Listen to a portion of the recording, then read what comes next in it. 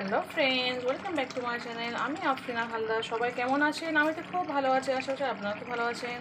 দেশের বাইরে ভিতরে যেখান থেকে দেখছেন প্লিজ একটা ছোট্ট লাইক দিয়ে দেখা শুরু করবেন। আর সাবস্ক্রাইব করে না থাকলে সাবস্ক্রাইব করে দেবেন, আর পাশে দেওয়া বেলবাটনটা অবশ্যই প্রেস করে দেবেন, যাতে আমি যখন কোনো নতুন ভিডিও ছাড়বো তখন আপনার মোবাইলে নোটিফিকেশন চলে যাবে, আপনি আপনার সময় মতো ভিডিও দেখে নেবেন। তো দেখতে পাচ্ছেন আমি আজকে পমফ্রেট মাছের রেসিপি রান্না করেছি। তো পমফ্রেট মাছ ঝিঙে দিয়ে রান্না করেছি। তো চলুন ঝিঙে আলু দিয়ে পমফ্রেট মাছ কীভাবে রান্না হচ্ছে প্লিজ লাইক দিয়ে কন্টিনিউ করুন, অবশ্যই ফুল ওয়াচ করবেন। তো প্লিজ লাইক দিয়ে কন্টিনিউ। ফ্রেন্ডস দেখতে পাচ্ছেন আমি 4খানা ঝিঙে নিয়েছি, আর নিয়েছি দুটো আলুকে সরু সরু করে কেটে নিয়েছি, 4টে ঝিঙেকে কেটে নিয়েছি, কাঁচা লঙ্কা, পেঁয়াজ, আদা রসুন, কাঁচা জিরে, মরিচ, আর এদিকে হচ্ছে পমফ্রেট মাছ নিয়েছি দেখতে পাচ্ছেন। তো চলুন এই পমফ্রেট মাছ দিয়ে আমি ঝিঙে আলু কীভাবে রান্না করছি প্লিজ লাইক দিয়ে কন্টিনিউ করবেন, অবশ্যই চেষ্টা ফুল ওয়াচ করার। তো চলুন রান্নাটা শুরু করে দিই আমি, প্লিজ লাইক দিয়ে কন্টিনিউ। তো দেখতে পাচ্ছেন আমি একটা মিক্সিং জার নিয়ে নিয়েছি, তাতে আদা রসুন দিয়ে দিয়েছি আর সমস্ত মশলাগুলো দিয়ে দিচ্ছি। তো চলুন পেস্টটা করে নিই। পেস্ট করে ফিরে আসছি, অল্প একটু জল দিয়ে দেবো, দিয়ে ফিরে আসছে। হ্যালো ফ্রেন্ড, দেখতে পাচ্ছেন সরষের তেল দিয়েছি, পেস্ট করে নিয়ে চলে এসেছি। সে আমার ছেলে না গন্ডগোল করে দিয়েছে, ভালো করে পেস্ট করতেই দেয়নি, কাঁদছে, বলছে ও পেস্ট করবে, আমি জাগমাকে করে নিয়ে চলে এসেছে। তো চলুন সরষের তেল দিয়ে দিচ্ছি, অবশ্যই সরষের তেলে রান্না করবেন। তো তেলটা গরম হলে দিয়ে দিচ্ছি পেঁয়াজ। চলুন পেঁয়াজটা একটু ভাজা ভাজা করে নেবো, নিয়ে পরে ফিরে আসছি। তো দেখতে পাচ্ছেন পেঁয়াজ আমার ভাজা ভাজা হয়ে এসছে। তো চলুন এই পর্যায়ে আমি দিয়ে দেবো যে পেস্ট করে নিচ্ছি, পেস্টটা করে দিচ্ছি। তো দেখুন পেস্ট আমার কী অবস্থা হয়েছে, দেখলে বুঝতে পারবেন আমার ছেলে কী অবস্থাটা করেছে, করতেও দিচ্ছি না। আমি ঢেলছি, দেখুন কতটা জল দিয়েছে, ও পেস্ট আছে, ও জেদ করেছে ও পেস্ট করবে। তো কী করবো, বাচ্চা কাছে তো মা সবসময় যেন হেরে যায়, আমিও হেরে গেছি, প্রত্যেকটা মাই হেরে যায়, আমিও হেরে গেছি, নয়তো জেদ করছে খুব। তো চলুন পেস্ট করে নিয়ে দিয়ে দিলাম। এবার দিয়ে দেবো 1 চামচ লবণ, 1 চামচ হলুদ। চলুন দিয়ে দিই। তো দেখতে পেয়েছেন মশলাটা ফুট ধরে গেছে। তো চলুন আমরা এই পর্যায়ে দিয়ে দিচ্ছি 1 চামচ লবণ, 1 চামচ হলুদ গুঁড়ো। দেখতে পাচ্ছেন নিয়ে ভালো করে আমি মশলাটা কষাবো, ফিরে আসা পুরো 1 থেকে 2 মিনিট পরে। চলুন মশলা ভালো কষে যাক, মশলা যত কষাবেন তরকারির টেস্ট কিন্তু দ্বিগুণ বেড়ে যাবে। চলুন ফিরে আসছে 1 মিনিট পরে। তো দেখতে পাচ্ছেন ফিরে এসছে পুরো 1 মিনিট পরে, মশলা থেকে অনেকটাই আমার তেল ছেড়ে এসছে, দেখতে বুঝতেই পারছেন। তো চলুন এবার আমি এই পর্যায়ে দিয়ে দেবো যে কাঁচা লঙ্কা কুটে রেখেছি, সেই কাঁচা লঙ্কাটা দিয়ে দিচ্ছি। কাঁচা লঙ্কাটা দেওয়ার পরে দিয়ে দেবো পমফ্রেট মাছ। আজকে মাছ ভাজবো না, কালকে রান্না করেছিলাম মাছ ভেজে রান্না করেছিলাম, কিন্তু আজকে আমি কীভাবে রান্না করছি দেখুন। তো দেখতে পাচ্ছেন মশলা থেকে আমার তেল ছেড়ে এসছে। তো চলুন এই পর্যায়ে আমি দিয়ে দিচ্ছি পমফ্রেট মাছগুলোকে।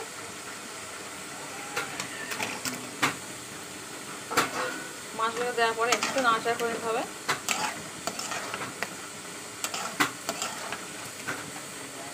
আগে একটা রেসিপি করেছি, মাছটা ভাজা করে নিয়েছি, একটু নাড়াচাড়া করে কিনা মাছগুলোকে আমি তুলে নেবো। এইভাবে রান্না করে খেয়ে দেখবেন, খুবই টেস্টফুল হয়, খেতে দুর্দান্ত লাগে। ফিরে আসছে 1 মিনিট পরে।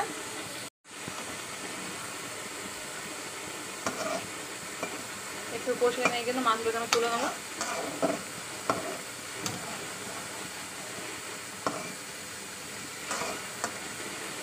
দেখতে পাচ্ছেন মাছগুলো আমার জাল দেওয়া হয়ে গেছে। তো চলুন মাছগুলো আমি এক একে সব তুলে নিই। যেহেতু এই মাছগুলো খুব নরম হয় তাই খুব বেশি জাল দেবে না। চলুন একটা পাত্রে তুলে নিয়ে পরে ফিরে আসছে, মানে এক হাতে ক্যামেরা দিয়ে না তুলতে অসুবিধা হয়, ক্যামেরা দেখবো না মাছ দেখবো। চলুন মাছগুলো তুলে নিয়ে পরে ফিরে আসছে, ঠিক আছে। তো দেখতে পাচ্ছেন সমস্ত মাছগুলোকে আমি এক একে সব তুলে নিয়েছি।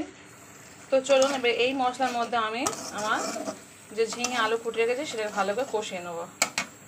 চলুন এক প্লেটে রেখে দিই, দিয়ে পরে ফিরে আসছে।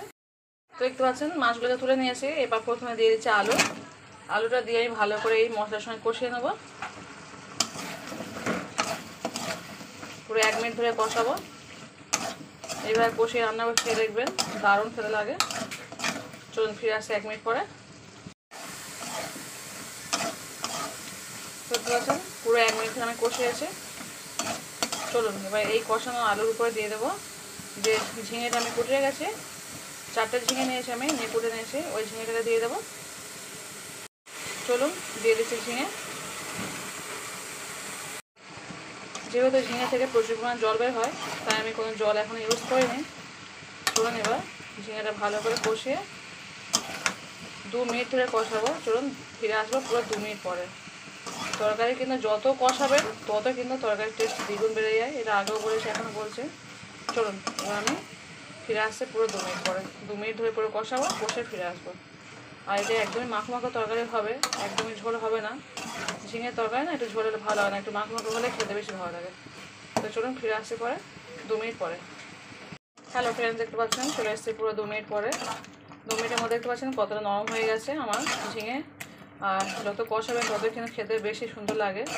তো চলুন এই পর্যায়ে আমি আলুগুলো অনেকটা সিদ্ধ হয়ে গেছে, অল্প একটু শক্ত আছে, অনেকটাই সিদ্ধ হয়ে গেছে, নরম হয়ে গেছে। তো চলুন আমি দিয়ে দেবো অল্প পরিমাণ জল দেবো, খুব বেশি জল দেবো না, যেহেতু রেসিপিটা একদমই মাখো মাখো হবে।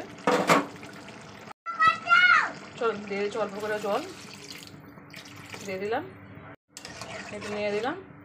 চলুন এবার চাপা দিয়ে দিচ্ছি, ফিরে আসবো যতক্ষণ না ফুট ধরবে ততক্ষণ।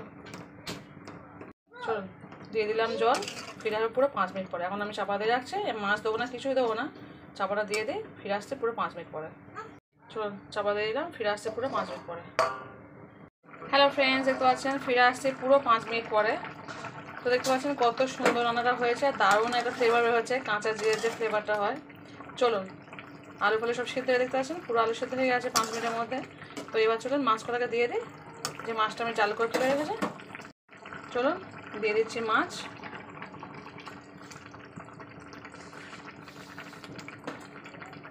এইভাবে একবার রান্না করে দেখবেন, খেতে দুর্দান্ত লাগে। চলুন মাছগুলোকে এবার একে একে এইভাবে একটু ছাড়িয়ে ছাড়িয়ে দেবো। তো দেখতে পাচ্ছেন দিয়ে দিলাম। চলুন আবারও চাপা দিয়ে দিচ্ছি। কাঁচা লঙ্কা যেহেতু দিয়েছি আর দেবো না, আপনারা চাইলে কিন্তু উপরে কাঁচা লঙ্কা সরাতে পারেন, যেহেতু আমার বাচ্চা খাবে তো সেই কারণে আমি খুব লঙ্কা ইউজ করি না। ঝালের সম্পূর্ণ আপনাদের উপর নির্ভর করছে, আপনারা কি কেমন ঝাল খাবেন তেমন নিয়ে নেবেন। তো চলুন এবার চাপা দিয়ে দিচ্ছি, ফিরে আসছি আবারও 5 মিনিট পরে। 5 মিনিটের মধ্যে রান্না কমপ্লিট পুরো। চলুন হ্যালো ফ্রেন্ডস, দেখতে পাচ্ছেন চলে এসেছি পুরো 5 মিনিট পরে। তো দেখুন 5 মিনিট সবজি সিদ্ধ হয়েছে, 5 মিনিট আমার মাছটা দিয়ে আমার রান্না কমপ্লিট, 10 মিনিটের রান্না কমপ্লিট হয়ে গেল। তো চলুন ভিডিওটি কেমন হচ্ছে কিন্তু অবশ্যই কিন্তু কমেন্ট করে বলবেন। একদম হালকা মশলা দিয়ে কিন্তু রান্না করা হয়েছে, খুব বেশি তেল মশলা আমি ইউজ করি না, আমার প্রতিটা রান্না কিন্তু খুব হালকা মশলা দিয়ে করা। তো কেমন হচ্ছে অবশ্যই কিন্তু কমেন্ট করে বলবেন, অবশ্যই লাইক করবেন প্লিজ, সবাই লাইক করে কিন্তু ভিডিও দেখবেন। আমরা খুব কষ্ট করে রান্না করি, আগেও বলেছি এখনও বলছি, রান্না করতে আমাদের কষ্ট হয় না, এই ক্যামেরা করতে করতে ভিডিও করতে করতে রান্না করা আমাদের খুব কষ্ট হয়। তো প্লিজ যদি খুব ভালো লাগে আত্মীয় স্বজন বন্ধু শেয়ার করবেন, আর খুব ভালো লাগলে অবশ্যই কমেন্ট করে বলেন বাড়িতে রান্না করে খাবেন এইভাবে। আমি জানি সবাই রান্না করতে পারেন, তবু আমি বাড়িতে কীভাবে রান্না করি একদম সিম্পলভাবে রান্না, আমার রান্নার প্রত্যেকটা রান্নায় আমি সেটা যা শেয়ার করে দিই, এক্সট্রা কোনো মশলা এক্সট্রা কোনো কিছু করি না, মানে কাউকে দেখানোর জন্য। আমি বাড়িতে যা করে খাই সেটাই আমি আপনাদের সঙ্গে শেয়ার করে দিই। তো চলুন ভিডিওটা এখানে শেষ করে দিলাম। আল্লাহ হাফিজ, গুড নাইট। সবাই ভালো থাকবেন, সবাই সুস্থ থাকবেন, সবাই পরিবারকে বেশি সময় দেবেন, নিজে ভালো থাকবেন, অপরকে ভালো লাগার চেষ্টা করবেন। তো চলুন আজকে এই পর্যন্ত, পর থেকে নতুন কোনো রেসিপি ফিরে আসবো। তো টাটা বাই বাই, আল্লাহ হাফিজ, গুড নাইট।